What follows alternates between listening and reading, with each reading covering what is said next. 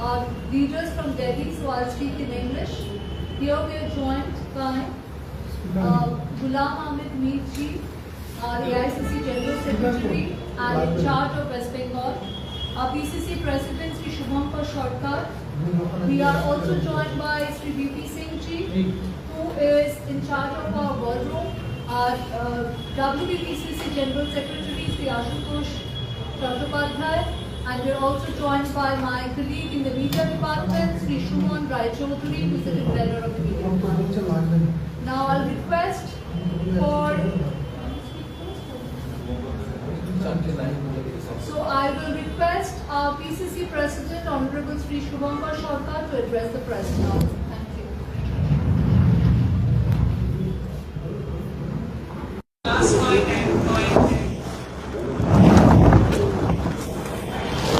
নমস্কার নমস্কার আজকে গুরুত্বপূর্ণ এই প্রেস কনফারেন্স একটাই কারণে আপনারা জানেন যে আগামী কাল আমরা ঐতিহাসিক ধর্মতলায় রানী রাসমণি রোডে সংবিধান পাঠের আমাদের কর্মসূচি আছে। দুপুর 1টায় সমবেত হব আমরা, 2টোর সময় এই কর্মসূচি শুরু হবে। এটি একটি বিষয়। এবং এসআইআর নিয়ে আপনারা জানেন ইতিমধ্যেই 58,20,000 ওপরে বেশি ভোটারের নাম বাদ গেছে। আগামী দিনে হিয়ারিংয়ের পর এই নাম কিছু ঢুকবে, আরও যে ড্রাফট কপি ভোটার লিস্টের বেরিয়েছে তার থেকেও কিছু নাম বাদ যেতে পারে। তো সামগ্রিকভাবে এ বিষয় একটি বিষয় আজকের।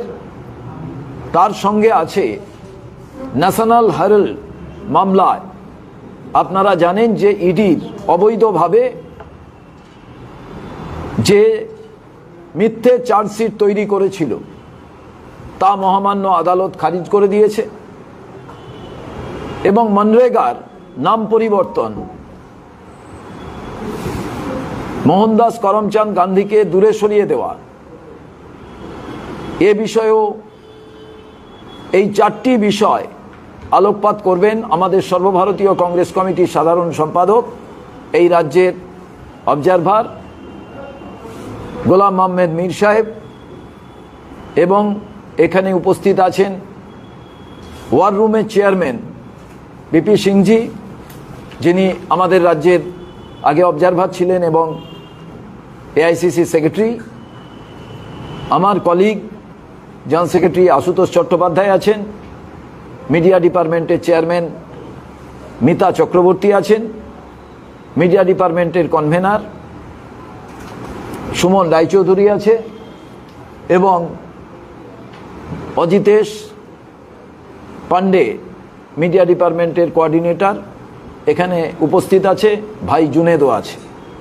আমি এবার এ বিষয়ে এই 4টি বিষয়ের ওপরে আলোকপাত করার জন্য সর্বভারতীয় কংগ্রেস কমিটির সাধারণ সম্পাদক, ওয়ার্কিং কমিটির মেম্বার, প্রাক্তন মন্ত্রী জম্মু কাশ্মীরের, বর্তমান পরিষদীয় দলনেতা বিধায়ক গোলাম মোহাম্মদ মীর, তিনি আপনাদের কাছে সম্বোধন করবেন।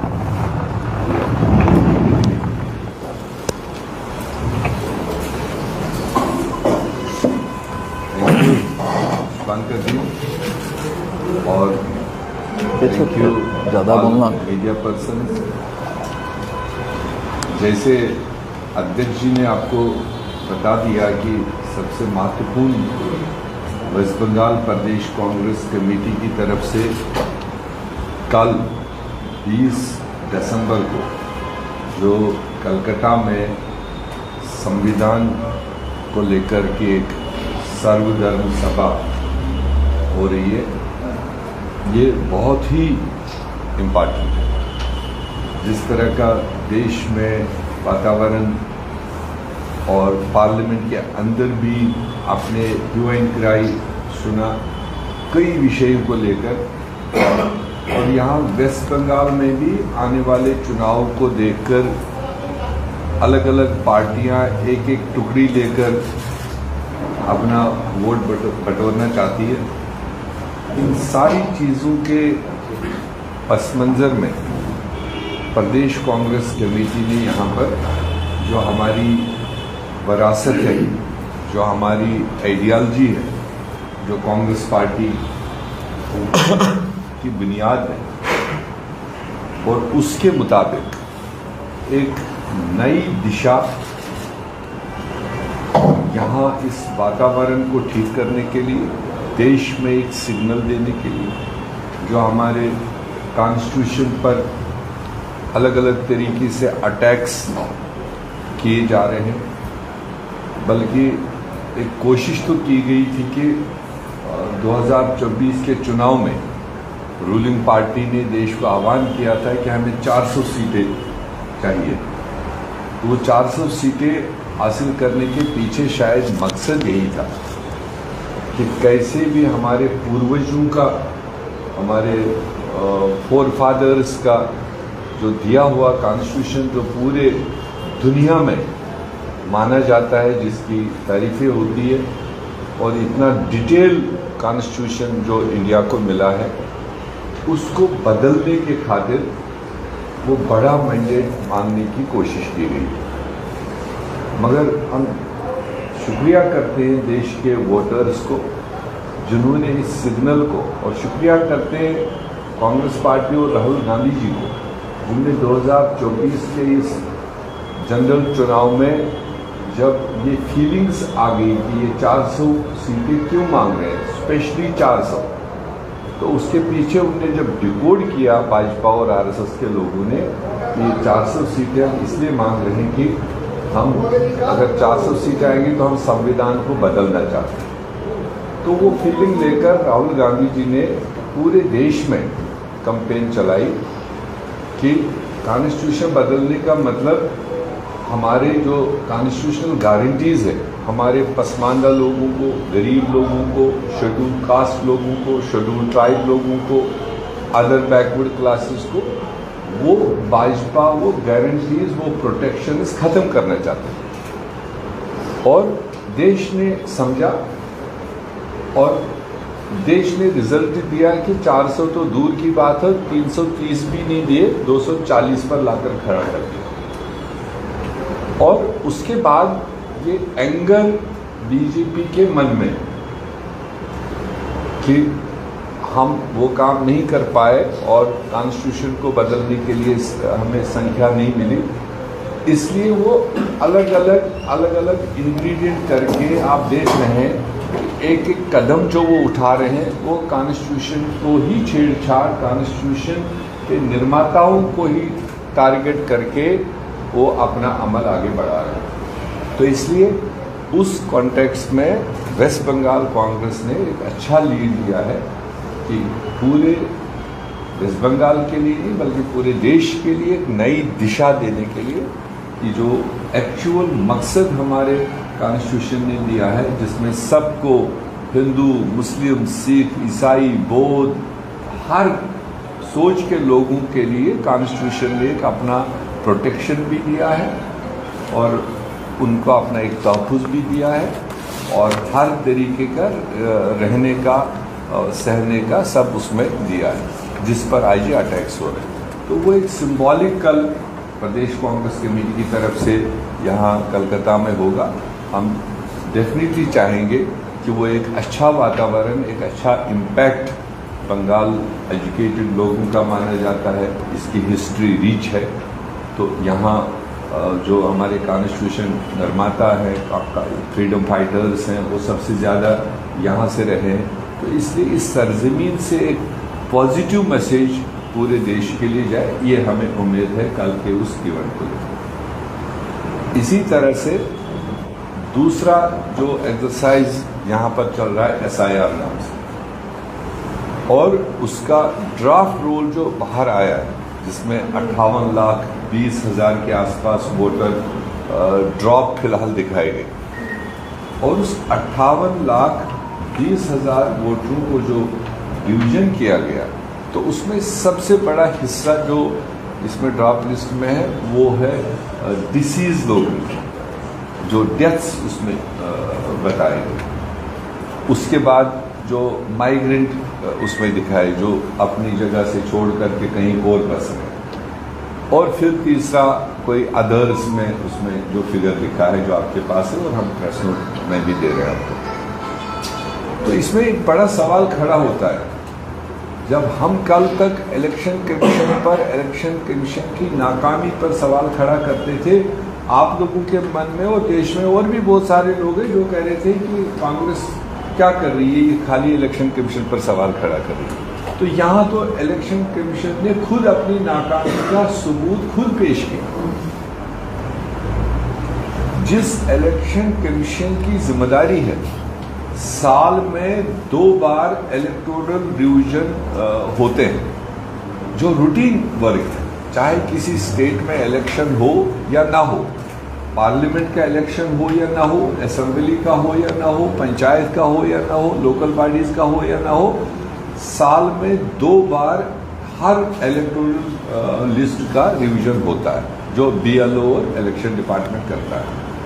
अब ये कमाल देख लीजिए कि लगातार साल में 2 बार रिवीजन करने के बावजूद, मीन्स अगर कोई अप्रैल से पहले कोई डेथ हुई है तो अप्रैल के रिवीजन में वो डिलीट होना चाहिए।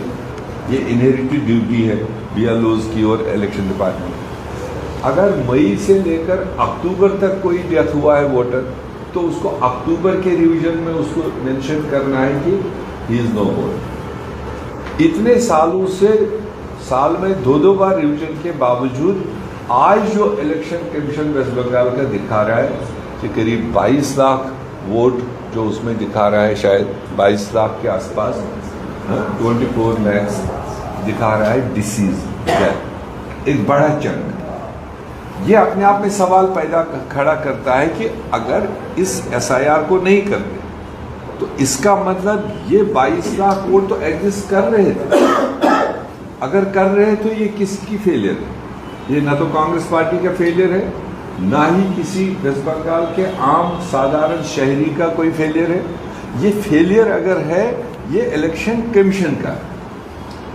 तो ये एक बहुत बड़ा सवालिया वापस हम इलेक्शन कमीशन पर डाल रहे हैं कि जब हम कह रहे हैं इलेक्शन कमीशन नाकारा है, वो एक बायस इंस्टीट्यूशन है, तो उसका ये सबसे बड़ा जो देश में आप दिखा सकते हो कि 24 लाख वोट वेस्ट बंगाल के लिस्ट में डिसीज दिखा रहा है, जो उन्हीं की एक्सरसाइज थी। अगर उन्हें एक्सरसाइज पूरी की होती तो शायद आज दिसंबर का महीना है और अक्टूबर में जो रिवीजन हुआ होगा, अगर वहां तक अपना काम किया होता तो आज आपको हार्डली 10,000 लोग मिलते, 24 लाख के बजाय 1,000-5,000 लोग मिलते। दैट मीन्स उन्होंने अपना काम नहीं किया है, जिसको लेकर इलेक्शन कमीशन पर फिगर है। ये भी चोरी का एक बहुत बड़ा जीता जागता प्रूफ है। उसी तरह से दूसरा इंग्रेडिएंट जो उसमें दिखाया है कि जो माइग्रेशन में जो अपने घरों में नहीं मिले, तो ये स्वाभाविक है कि हमारे देश में हर प्रदेश में कुछ मुस्तकिल काम करने वाले एम्प्लॉइज है, बिजनेसमैन है या एवरेज टाइप के लोग हैं। बाकी ज़्यादातर 20-30% आबादी एक प्रदेश से दूसरी प्रदेश में मजदूरी के लिए जाते हैं। और ये स्वाभाविक है, ये पॉसिबल है कि वेस्ट बंगाल के लोग हाई स्किल्ड माने जाते हैं, इवन इफ लेबरर्स भी है। हम देखते हैं देश के बाकी कोनों में जो हाईली स्किल्ड लोग हैं, अगर टनल कहीं बन रहा हो उसमें वेस्ट बंगाल के लोग इन्वॉल्व हैं।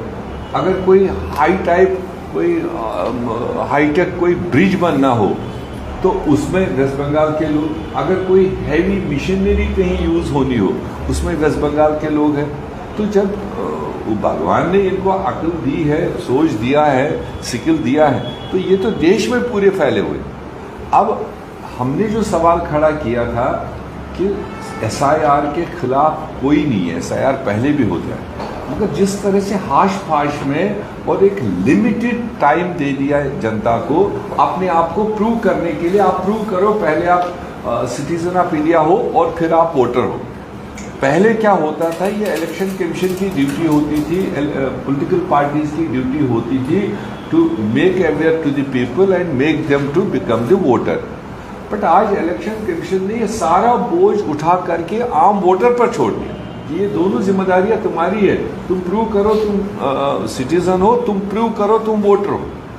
अब मिसाल के तौर पर मैं बता दूं, वेस्ट बंगाल का एक फैमिली किसी भी यहाँ के किसी शहर से या गांव से उठ के 4 आदमी 5 आदमी वो वोटर हैं, वो जाकर के इस वक्त केरला में किसी ब्रिज प्रोजेक्ट में काम कर रहे हैं, 2 बच्चे उनके साथ, वो भी साथ में।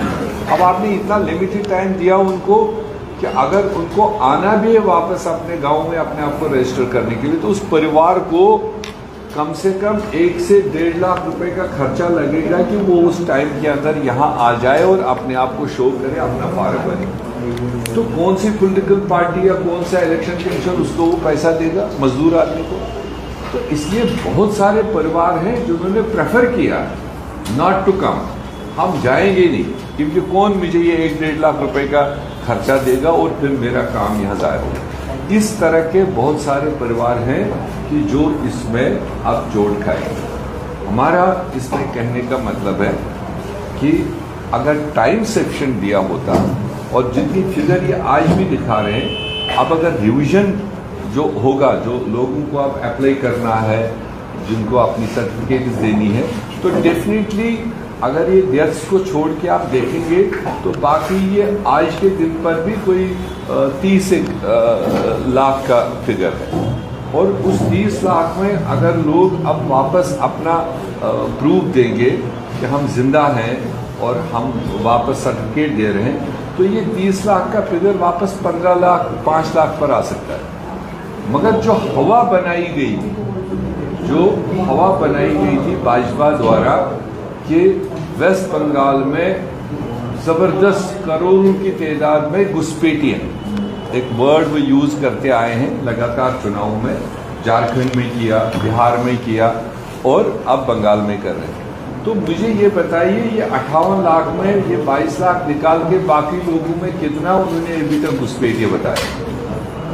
और जब ये फर्दर वेरिफिकेशन होगा, जो फाइनल रोल होगा, आपके माध्यम से हमारा गवर्नमेंट ऑफ इंडिया पर, होम मिनिस्ट्री पर, भाजपा पर ये सवाल रहेगा कि हमें जरूर बता देना कि वेस्ट बंगाल में कितने लोग इसमें घुसपैठिए निकले जो आपने इनडायरेक्ट सिटीजनशिप टेस्ट इसमें डाला है। और अगर है भी, अगर निकलेगा भी कोई जो सॉलिड प्रूफ नहीं दे पाएगा, वो हमारे बांग्लादेश से आए हुए वहां के माइनॉरिटी के लोग जो आज भी ट्रबल में हैं, जिनको आज भी बांग्लादेश से भी निकाला जा रहा है, और अगर वो near by state, near by country Hindustan में शय नहीं लेंगे तो कहाँ जाएंगे?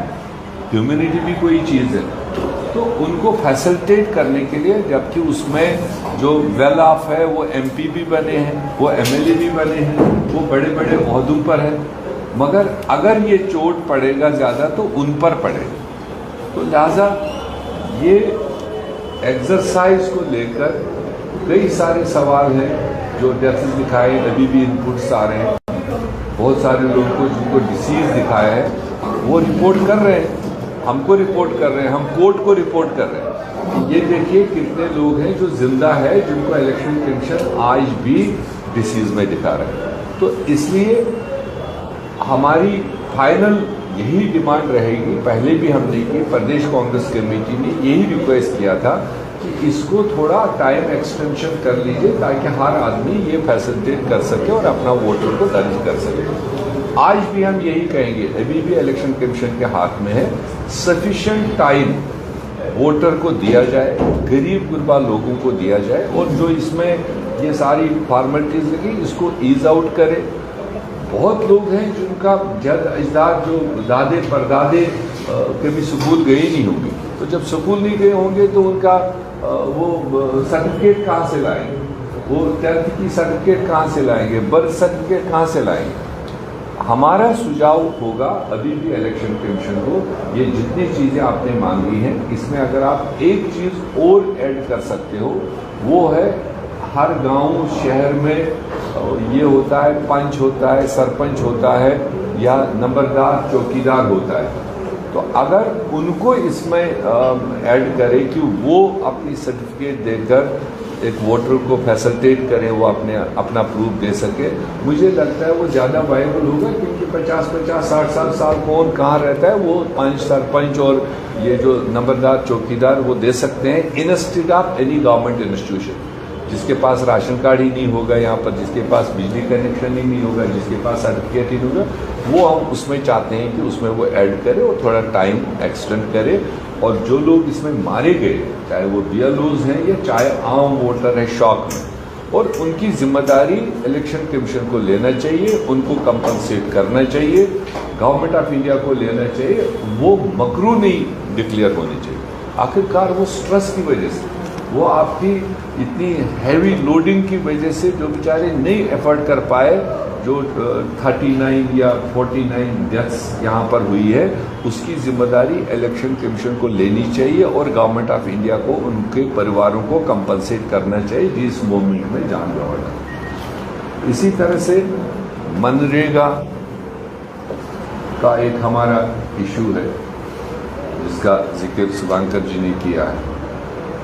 जो मैंने पहले कहा कि कॉन्स्टिट्यूशन बदलने की बात थी, जब वो मैंडेट नहीं मिला, जो उनको मैंडेट मिलने पर करना था, अब उनको लगा ये 5 साल का मामला है फिर देखेंगे, तो तब तक वो एक एक एलिमेंट फ्रीडम मूवमेंट से रिलेटेड एक एक चीज़ जिसको कॉन्स्टिट्यूशनल तहफ़्फ़ुज़ मिला है, जिसको कॉन्स्टिट्यूशनल सेफगार्ड मिला है, उन चीज़ों को वो स्टेप बाय स्टेप 1 बाय 1 छेड़छाड़ कर रहे हैं।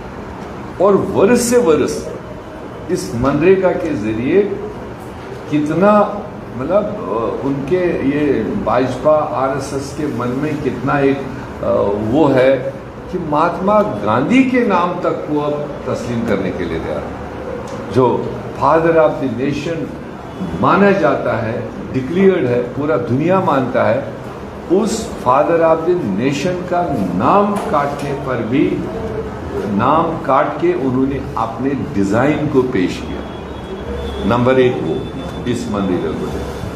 नंबर 2, ये पूरी दुनिया में माना गया था कि पूरी दुनिया एडवांस कंट्रीज में भी गरीब लोगों के लिए रोजगार मैसर करने के लिए भी पूरी दुनिया में मनरेगा जैसी कोई भी स्कीम किसी कंट्री में नहीं थी जो लोगों को फीड करती थी जिस तरह का भारत देश में हुआ था 2004 में। मनमोहन सिंह जी और सोनिया गांधी जी की क़यादत में ये प्रोग्राम डिज़ाइन हुआ था और जिसका लाभ करोड़ों लोगों ने, करोड़ों गरीब लोगों ने, बहुत सारे स्टेट्स में जहां पलायन होता था कुछ हद तक वो पलायन रुका और कुछ हद तक उनके घर परिवार आबाद हुए। और उस प्रोग्राम को वो भी इनके मन में एक था कि कैसे और किस वक्त कौन सा टाइम आए जब हम इस मनरेगा को हम एबॉलिश करें, महात्मा गांधी को एबॉलिश करें और उस प्रोग्राम के ज़रिए देश के गरीब गुरबाओं को रोजी रोटी छीन ले। और उसका कदम उन्होंने अब पिछले 3 दिन से पार्लियामेंट में उठाया और जिसके तहत ये 90-10 रेशियो की स्कीम थी जिसमें 90% गारंटीड था गवर्नमेंट ऑफ इंडिया हर हालत में फंडिंग करेगा इसको और 10% सम यूटीज में रखा गया था।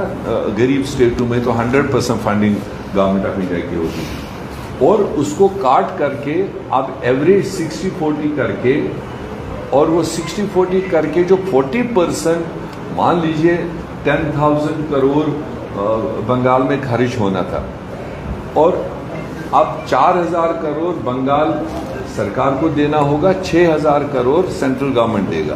तो ये 4,000 करोड़ जो वेस्ट बंगाल जैसे प्रदेश को या और गरीब प्रदेशों को ऑर्गेनाइज करना पड़ेगा वो दूसरे चीज़ों पर असर करेगा और इसलिए वो एफर्ट ही नहीं कर पाएंगे वो 40%, जिसकी वजह से उस मजदूर को मजदूरी नहीं मिलेगी, उसको मटीरियल कास्ट नहीं मिलेगा। इसलिए अब ये काम करने वाले ही सामने नहीं आएंगे। तो ये एक ज़बरदस्त चोट देश के गरीब गुरबाओं के लिए मोदी सरकार ने और उनके मिनिस्टर ने जिस तरह का ये अमेंडेड इसमें मनरेगा में ये अमेंडमेंट लाई है, उससे करोड़ों लोगों को नुकसान होगा, इंक्लूडिंग वेस्ट बंगाल। यहाँ भी गरीब लोग थे, यहाँ भी अभी गांव देहात में ये प्रोग्राम चल रहा था, वो नुकसान होगा।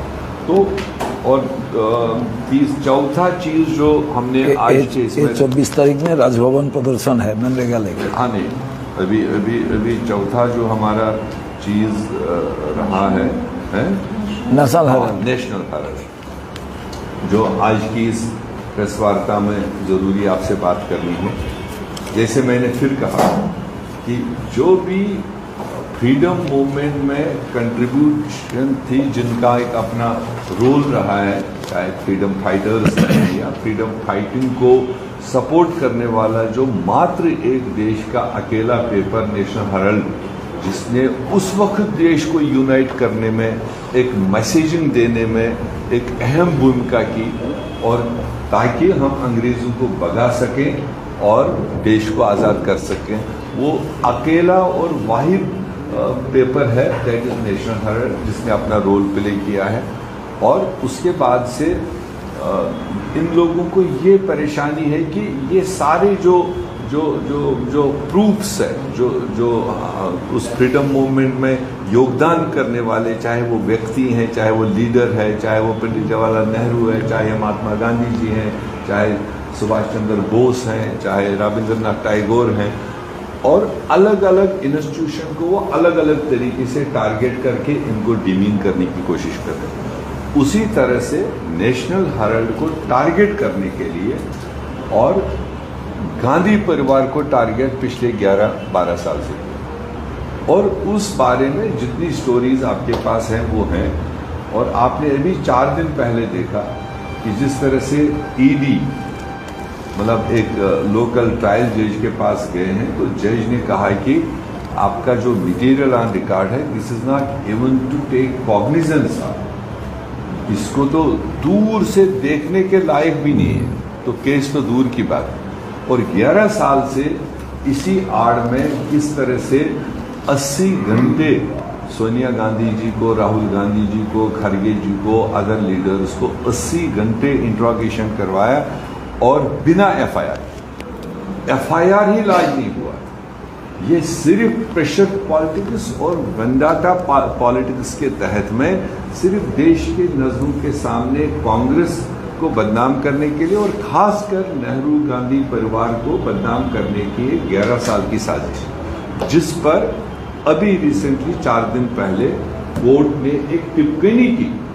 अभी तो हम ये नहीं कह सकते हैं कि कोई डिसीजन दिया, मगर जिस तरह का कोर्ट ने कहा कि material not even to take cognizance of, तो ये एक बहुत बड़ी बात है। और उसकी जो जज की कमेंट्स है, मुझे भरोसा है कि हमने उसको शॉर्ट लिस्ट किया होगा, वो भी आपको सर्कुलेट किया जाएगा कि जो जज ने कहा है उससे एक बहुत बड़ा धचका, बल्कि हम तो ये कहेंगे कि आप इस जज के स्टेटमेंट या डायरेक्शन कहने के बाद में भाजपा को, सीधे नरेंद्र मोदी को, अमित शाह को, उनके स्टलवार्ट्स को देशव्यापी माफ़ी मांगनी चाहिए गांधी परिवार से, कांग्रेस पार्टी से, कि हमने मतलब आपको जानबूझकर टारगेट किया है, जानबूझकर आपको आपकी इमेज टार्निश करने की कोशिश की है।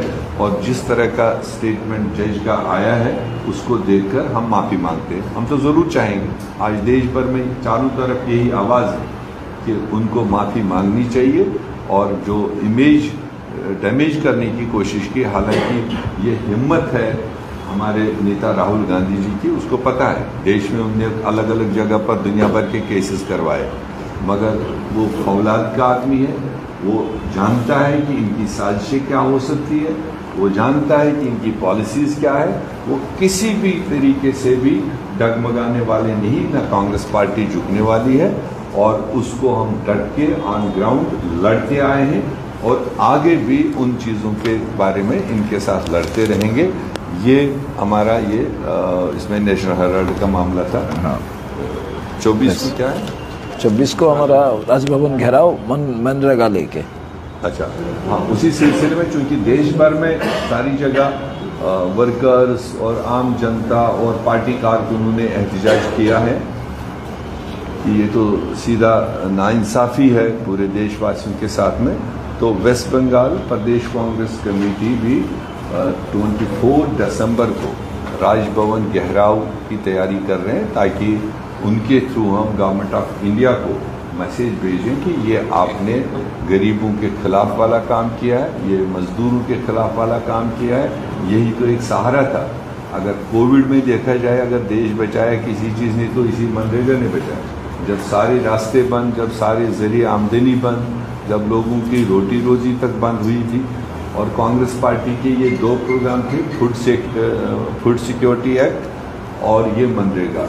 इन्हीं 2 प्रोग्रामों ने देश के गरीबों को मुसीबत के टाइम पर बचाया था, और उन्हीं दोनों चीज़ों के साथ ये छेड़छाड़ कर रहे हैं।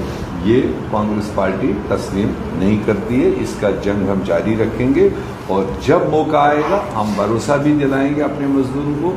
जब देश मौका देगा हम इससे बेहतर तरीके से मनरेगा को वापस लाएंगे और फूड सिक्योरिटी एक्ट को भी और बेहतर इम्प्रूव करेंगे। ये हमारा आश्वासन अपने गरीब जनता के। ठीक, एक सवाल था, बांग्लादेश के बारे में आप कह रहे थे, तो बांग्लादेश का अभी जो स्थिति है और यहाँ का जो बीजेपी का पार्टी वो भी बोल रहा है, तो बांग्लादेश का जो स्थिति अभी वहाँ पे सेम स्थिति वेस्ट बंगाल में भी है, क्या है देश को लेके आप? जैसे आप बताएं, क्या स्थिति क्या है? स्थिति क्या है वो तो मतलब वहाँ पे जो घटना घट रहे हैं वैसे ही सेम घटना यहाँ पे भी हो रहा है, बीजेपी का कहना है। अब ये तो सीधी पहली जिम्मेदारी तो रहती है कि जिनके हाथ में बागडोर देश ने दी। अगर बांग्लादेश में कोई मामला हमारे लोगों के साथ, माइनॉरिटीज़ के साथ होता है, तो उसके लिए सेंट्रल गवर्नमेंट है, फॉरेन अफेयर्स डिपार्टमेंट है, और पड़ोसी मुल्क है हमारा, उनके साथ में ये टेकअप करना चाहिए कि जो वहाँ पर अन्याय हो रहा है, जो वहाँ पर ज्यादती हो रही है, उसको तो स्ट्रांगली गवर्नमेंट ऑफ इंडिया को लेना चाहिए। हमने थोड़ी ना मतलब हाथ बंद कर रखे हैं। हमारा फर्ज बनता है हमारे आस पड़ोस में अगर कोई ज्यादती हो रही है उस पर आवाज़ उठाएं। उसी तरह से अगर वेस्ट बंगाल में कोई इस तरह की चीज़ हो रही है, यहाँ की सरकार तो वैसे भी तमाम फ्रंट्स पर फेलियर तो हो ही रही है, और अगर लॉ एंड ऑर्डर में भी फेल है तो वो तो यहाँ की जनता आने वाले 4 महीने में फैसला लेगी। मीर साहब, 3-4 महीने के बाद इलेक्शन होने वाला है, कांग्रेस पार्टी किसी के साथ गठबंधन करने के बारे में विचार कर रही है? मैं लगातार इस बात को कह चुका हूँ कि ये जो टीम आप यहाँ देख रहे हैं या ऊपर नीचे जो हम 4 घंटे ऊपर थे, हमारी कोशिश है कि कांग्रेस पार्टी को अपने बलबूते पर खड़ा करें। थोड़ी कमजोरियाँ रही हैं, हम ये नहीं कह रहे। हम बीजेपी के जो उनकी पॉलिसीज़ हैं, जो उनकी सोच है, या जो उनके इंतज़ामात है, या टीएमसी ने जितना कमाई किया है 15 साल से और जिस तरह की नीति वो चला रहे हैं, इन दोनों के बीच का रास्ता हम निकाल रहे हैं, क्योंकि ये दोनों कहीं ना कहीं आपस में मिले भी लग रहे हैं। बीजेपी एजेंडा दे रही है टू बेनिफिट टीएमसी जो एजेंडा दे रही है टू बेनिफिट बीजेपी। वो बीच के जो सेकुलर पार्टीज हैं उनको अबालिश करने की जो उनकी सोच है, उस अबालिश करने के खिलाफ हम लड़ेंगे। बंगाल की जनता के सामने अपना एजेंडा रखेंगे, अपने आप को स्ट्रांग तरीके से। कोशिश हमारी है कि हम सीधे 294 सीटों पर अपना उम्मीदवारी खड़ा करें। बोलो। আগামীকাল প্রধানমন্ত্রী আসছেন, নদিয়ার একটা সভা মনে করা হচ্ছে যে পাশাপাশি মোহন ভাগবত কালকে থাকছে। কালকে প্রথম পশ্চিমবঙ্গের মাটিতে এবং ভারতবর্ষে এখনকার বর্তমান পরিস্থিতিতে আমি হিন্দু, আমি গীতা পড়ব, বেদ উপনিষদ রামায়ণ মহাভারত পড়ব, আমি ইসলাম ধর্মে বিশ্বাসী, আমি কোরআন পড়ব, আমি বাইবেল পড়ব। এই ধর্মগ্রন্থগুলো পড়ার ক্ষেত্রে কোথাও কোনো বাধা নেই। কিন্তু আমি ভারতবাসী হিসেবে আমি যদি দেখি ভারতবর্ষের ধর্মগ্রন্থ পড়ব, তার নাম হচ্ছে ভারতবর্ষের সংবিধান। এই সংবিধানটাই সমস্ত ধর্মীয় প্রতিষ্ঠান, ধর্মীয় বুকস, রিলিজিয়াস ইনস্টিটিউশন যারা বহু প্রাচীন, সেগুলোকে রক্ষা করে এই বইটা। এই বইটা কাল আমরা এই কারণেই পাঠ করছি, যাতে প্রধানমন্ত্রী, যাতে মোহন ভাগবত তারা এইটুকু বুঝতে পারেন এই বইটাই সেই অধিকার স্বাধীনতা মানুষকে দেয়, তার কথা বলার অধিকার স্বাধীনতা, যেটা প্রধানমন্ত্রীর দেশ চালানোর ক্ষেত্রে তিনি লোককে দিচ্ছেন না। বাক স্বাধীনতা নেই, খাদ্যের স্বাধীনতা নেই, পোশাকের স্বাধীনতা নেই। ঠিক তেমনিভাবে মোহন ভাগবত তিনি সত্যকে কোনো সময় প্রকাশ করার কথা বলছেন না, সত্যকে চাপা দেওয়ার কথা বলছেন। রামলীলা ময়দান থেকে রাহুল গান্ধী বলেছিলেন সত্যকে চাপা দেওয়া যাবে না। আজকে এআইসিসির পক্ষ থেকে আপনারা জানেন যে ন্যাশনাল হেরাল্ড এবং মনরেগা নিয়ে সারা ভারতবর্ষে প্রেস কনফারেন্স হচ্ছে। এআইসিসির দুইজন নেতা আমাদের সামনে তারা প্রেস কনফারেন্স করলেন। আর সংবিধান পাঠ এটাই একজন মানুষকে বুঝিয়ে দেয় যে আমার বাবার প্রতি কী কর্তব্য, আমার প্রতিবেশীর প্রতি কী, রাস্তায় চলার সময় আমার সামনের মানুষটার প্রতি আমার কি কর্তব্য, কি দায়িত্ব, কি অথরিটি, কি লাইবিলিটি। ঠিক তেমনি আমার স্ত্রীর প্রতি, বউর প্রতি কি দায়িত্ব, এবং স্ত্রী বুঝতে পারেন তার হাজবেন্ডের প্রতি কি দায়িত্ব, যেটা ভারতবর্ষে আমরা প্রধানমন্ত্রীর কাছ থেকেই দেখতে পাইনি।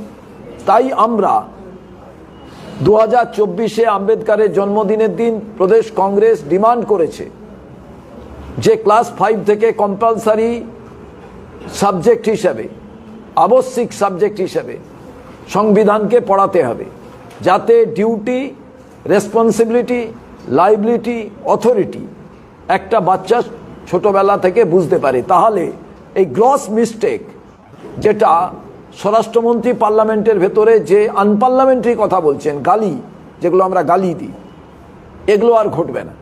যারা বিধায়ক, এমপি, তারা এই ধরনের আনপার্লামেন্টারি কথা বলবেন না। সেই কারণেই এই সংবিধান পাঠ। অতএব প্রধানমন্ত্রী কাল আসছেন, তাকে আমরা বলবো দরকার হলে নদিয়ার কোনো আমাদের কংগ্রেসীরা তার হাতে একটা সংবিধান পাঠিয়ে দেবে। আর মোহন ভাগবতজিকেও বলবো সব পাঠের আগে সংবিধান পাঠ করে সমস্ত পাঠ করান আর সংবিধান দিয়ে শেষ করান। তার কারণ যারা 52 বছর পতাকা তোলেননি তাদের রাষ্ট্রীয় হচ্ছে কার্যালয় 52 বছর, আর যারা তুলতে গেছিলেন তাদের 3 জন, তাদের জেল হয়ে গেছিল। তো সেই দলের লোক যখন বাংলায় আসে, বাংলার কৃষ্টি সংস্কৃতি তাদের গ্রহণ করে না। এ বাংলা স্বাধীনতা সংগ্রামীদের বাংলা। বাংলাদেশের বর্তমান যে পরিস্থিতি, এ তো কেন্দ্রীয় সরকার এর জন্য উত্তর দেওয়া তাদেরই দরকার। তার কারণ যে ডিপ্লোমেসি, যে কূটনৈতিক বাতাবরণ তৈরি করা দরকার।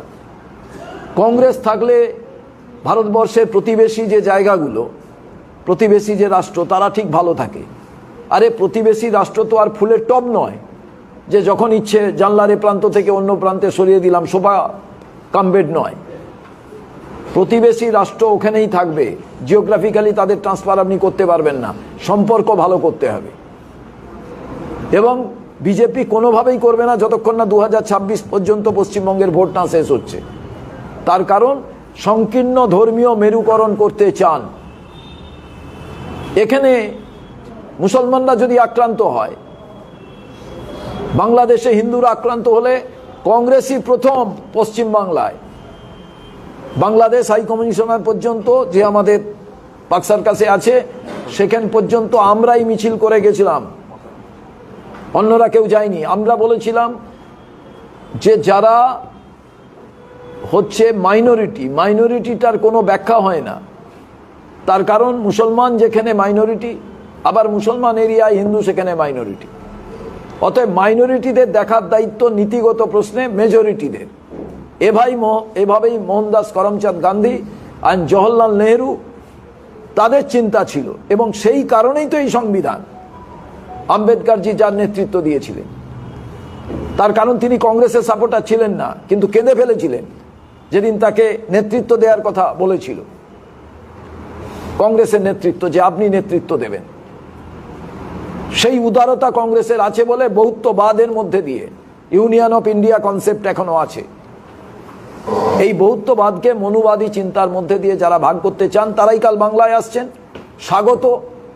একদিকে সংবিধান পাঠ, একদিকে মোহন ভাগবতের মনুবাদী চিন্তাধারা, যেতে কে দেখা যাবে। একদিকে আমাদের প্রধানমন্ত্রী নরেন্দ্র মোদী, একদিকে সংবিধান পাঠ, একদিকে শ্যামাপ্রসাদ, একদিকে নেতাজি সুভাষচন্দ্র বসু, একদিকে মোদী তিনি ভগবানের অবতার, বায়োলজিক্যাল প্রোডাক্ট নন, আর একদিকে মোহনদাস করমচাঁদ গান্ধী যিনি প্রতিনিয়ত বলেছেন আমি ভগবান নই। This is the conflict. সেই কারণেই তো সংবিধান পাঠ। কেন্দ্রীয় সরকার যখন মহাত্মা গান্ধীর নাম কেন্দ্রীয় প্রকল্প থেকে বাদ দিচ্ছে, রাজ্যে তখন মুখ্যমন্ত্রী গান্ধীজির নামে প্রকল্প চালু করছে। এই উদ্যোগকে কিভাবে স্বাগত জানাই, কিন্তু ওই শ্রী আগে বা পিছে নয়। মহাত্মা কথাটা কে বলেছিলেন? ও ফাদার অব দি নেশন কে বলেছিলেন? সুভাষচন্দ্র বসু, রবীন্দ্রনাথ ঠাকুর। তো তার আগে পিছে ওই যাকে বাপু বলে জানি, যাকে আমরা ফাদার বলে জানি, সারা বিশ্ব জানে, তার আগে পিছে শ্রী, তার আগে মিস্টার, এসব লাগাবার কি কোনো দরকার আছে? কারুরই দরকার নেই। ব্যক্তিগত সম্পত্তি নয়। মোহনদাস করমচাঁদ গান্ধী একটা প্রতীক, একটা আলো, অন্ধকার থেকে আলোকে যাওয়ার একটা রাস্তার নাম।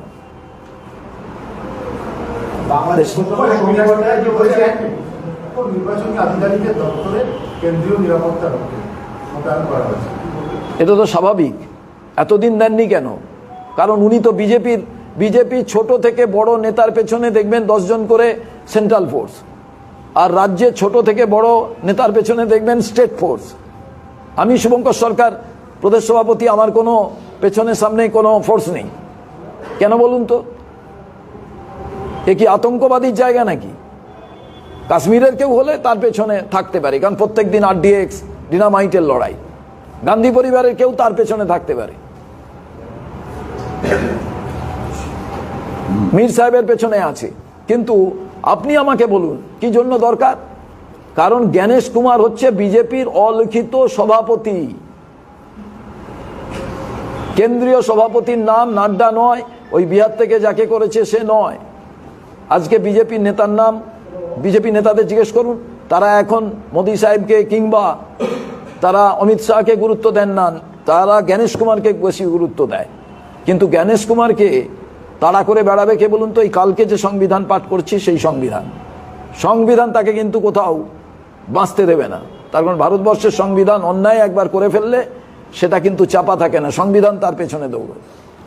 বিজেপি নেতা শ্রমিক ভট্টাচার্য তিনি বলছেন যে এটি বিজেপি নেতা শ্রমিক ভট্টাচার্য তিনি বাংলাদেশ প্রসঙ্গে বলছেন যে আমরা আগে সতর্ক করেছিলাম যে এটা বিনা যুদ্ধে ভারতবর্ষ দখলে চক্রান্তে চলছে। ওনার হোম মিনিস্টারকে প্রথম আর ডিফেন্স মিনিস্টারকে রিজাইন করতে বলুন, তারপরে এই কথা বলবেন। এটা লজ্জাকর ব্যাপার যে বিজেপির সাংসদ হয়ে, রাজ্যের সভাপতি হয়ে তিনি বলছেন যে ওরা ভারতবর্ষকে দখল করে নেবে। তাহলে আমাদের হোম মিনিস্টার, ডিফেন্স মিনিস্টার কি করছে?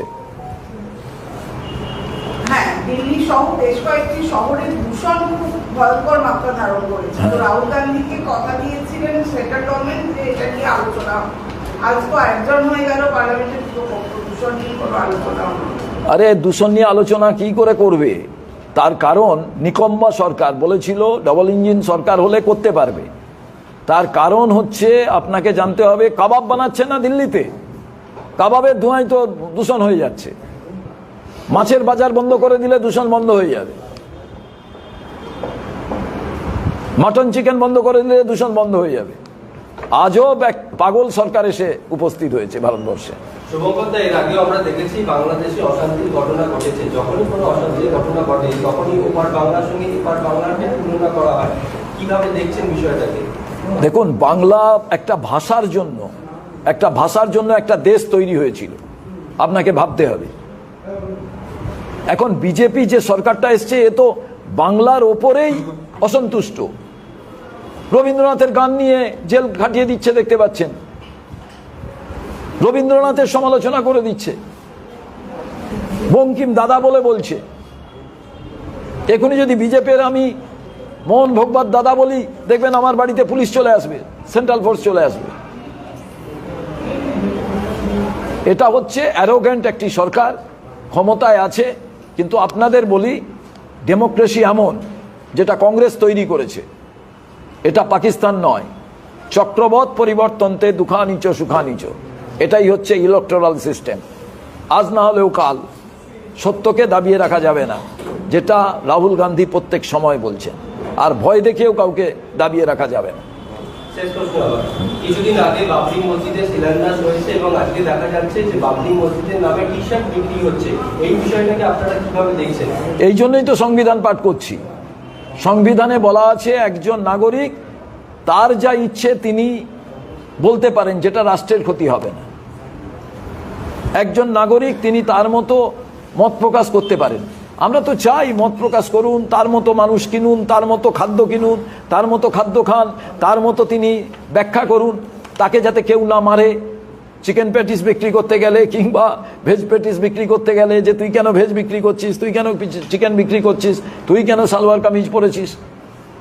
এই ভারতটা বহুত্ববাদের ভারত, নানা ভাষা, নানা মত, নানা পরিধান, বিবিধের মাঝে দেখো মিলন মহান। বৈচিত্র্যের মধ্যে ঐক্য, এ কোথাও পাওয়া যাবে না, which was establish by Congress.